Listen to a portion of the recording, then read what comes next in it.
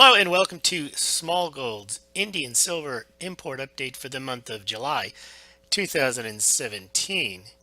Indian silver imports may be curbed by new Indian Know Your Client rules. We're going to talk about those new rules and the impact that they may have on gold and silver demand in India going forward, which also impacts gold and silver imports because India's gold demand is almost entirely met by imports, and nearly all of India's silver demand is met by imports. That's because they have precious little silver mining in India, and they have virtually no gold mining in India. Let's take a look at the July numbers for silver imports into India. They were 327 tons, or 10.5 million ounces in July. That was up 285% from the 85 tons in July 2016, but just down 7 tons from the 334 tons imported in June. Now, Indian imports of nearly 3,000 tons in the first 7 months of 2017 equal approximately 95 million ounces. So that's quite a large amount of silver. If you think about the record year of American Silver Eagles, that was 47 million 1 ounce American Silver Eagle coins sold. 47 million ounces of silver was used to make those. Well, India, in a decent year this year, has already imported 95 million ounces of silver through July. Now, this may be coming to somewhat, not of a screeching halt, but there may be some impact on silver demand in India because of these new Know Your Client rules, which were implemented in late August, I think it was August 23rd, that require the jewelers to take the tax ID number of Indian citizens. We're going to talk about that in a second, but let's first take a look at the charts and the numbers. So you can see in July, over 300 tons of silver were imported versus last July, only 85. Last year was 2016, and it was a down year for Indian silver imports following a massive year for Indian silver imports, a record year in 2015. You can see starting in January, the numbers have picked up. They're above last year's, but let's take a further look at a monthly chart over the last 3 or so years. This goes back to 2014, and you can see at the end of 2014 all through 2015 right up to here, very large silver imports, record amounts of silver imports. And then 2016, these numbers right here, you could see a fall off. And now in 2017, we're returning not quite to the dramatic big import months of 2014 and 15, but certainly a lot stronger than 2016. Now May, you could see here, 2017 was the strongest month since December 2015. The last couple of months have been better, but we're not at the same levels. Still, as I mentioned up at the top, 95 million ounces so far in 2017 imported into India. Still, it's a tremendous amount of silver. And we're going to take a look now at the annual chart. So here's 2015. You can see that's a record year there. But 2016 will be bigger than 2015 and is bigger than most other years. So we're returning to I would say a 2013-14 level in silver imports, and India imported through the first half of the year 2,600 tons, and China imported only 1,900 tons. However, and so far through the first 7 months, India has imported nearly 3,000 tons. But China, while it has imported about 2,000 tons through the first half of the year, that's 37% more than last year, and it's its highest silver imports in 7 years. China also mines about 105 million ounces of silver a year, or 3,300 tons. So it looks like, and I doubt that silver leaves China, otherwise they wouldn't be importing more. So you have to look at China and figure that they their demand is probably about 165, 175 million ounces of silver a year, while India's is going to look like it's about 125, 130 million ounces a year. So those two countries, if you take them together, are well over 300 million ounces of silver a year for their demand, and there's only about 825, 850 million ounces of silver a year produced, and some of that, as we mentioned, is produced in China, which is about 105, 110 million ounces. Let's go back to this ruling here.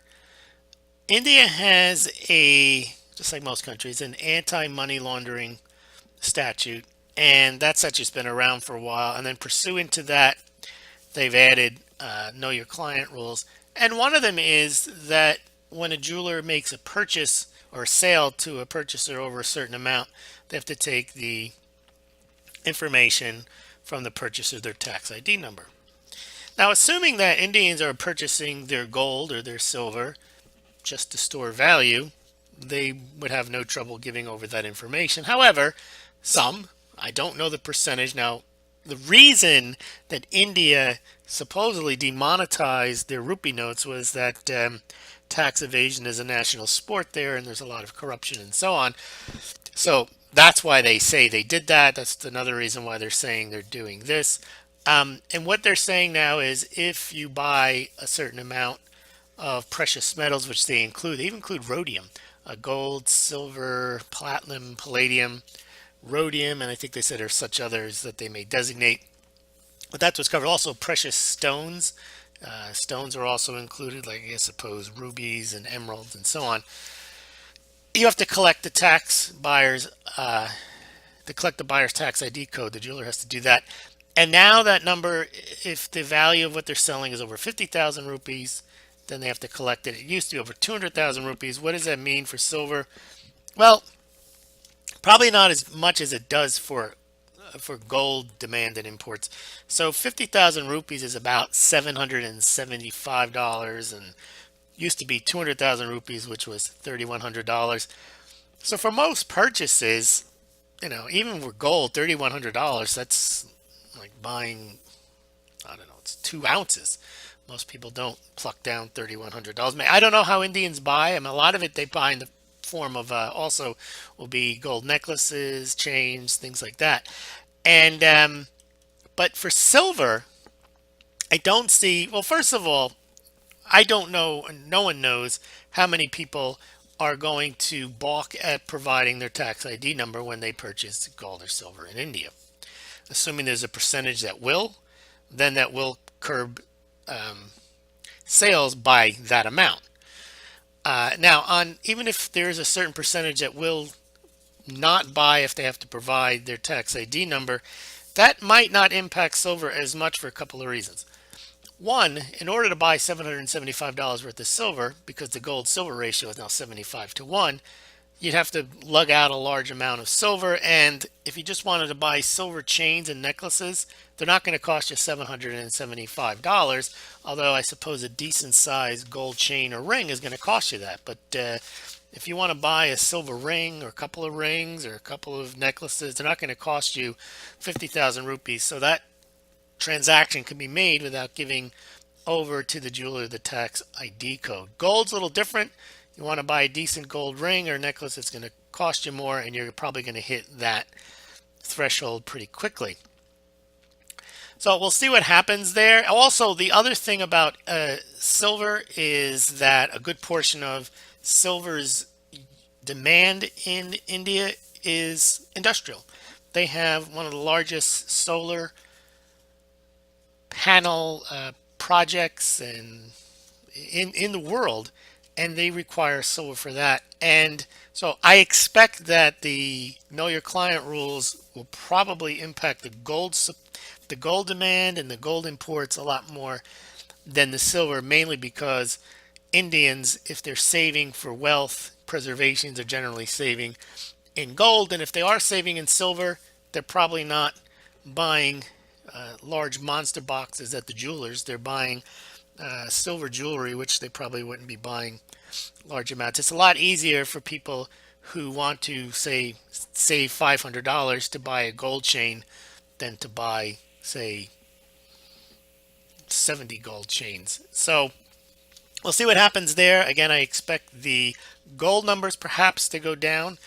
And the reason that India likes doing these types of crackdowns on gold is because not only are they view gold as a threat to the rupee, obviously, and money laundering, but also because, as I mentioned, the gold and silver imports screw up the trade balance for India because they have to import gold and silver. They have no domestic supply. So at some point, I think gold imports can be 10 to 15% of overall imports. Tack on silver, you might be upwards to 20-25% of their imports just on precious metals. I think that about does it. If you want to buy gold or silver, you can do so through the site. Smaulgld has affiliate arrangements with SD Bullion, BGSC, Golden Eagle Coins, Money Metals Exchange. You can compare pricing and shipping, and if you do buy your gold or silver through those links, you pay no more, no less than if you visited the sites directly, and Smaulgld does get a small commission. I have to disclose that. It's not investment advice that you go out and buy gold or silver, but if you're going to do so, you've done your research, you can do so through those links below and on the Smaulgld site. Also, if you'd like to donate, I'm sure that's the first thing you thought of when you opened up the browser today and started checking out this video. You want to donate to Smaulgld, to become a patron, you can do so. There's a link below. You can donate a small or large amount every month.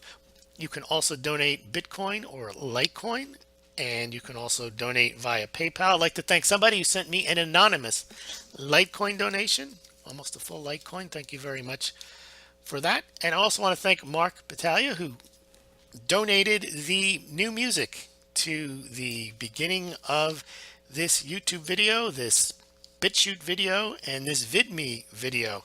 So remember, you can check out the Smaulgld videos now on 3 different platforms: YouTube, VidMe, and BitChute. Thanks very much for listening.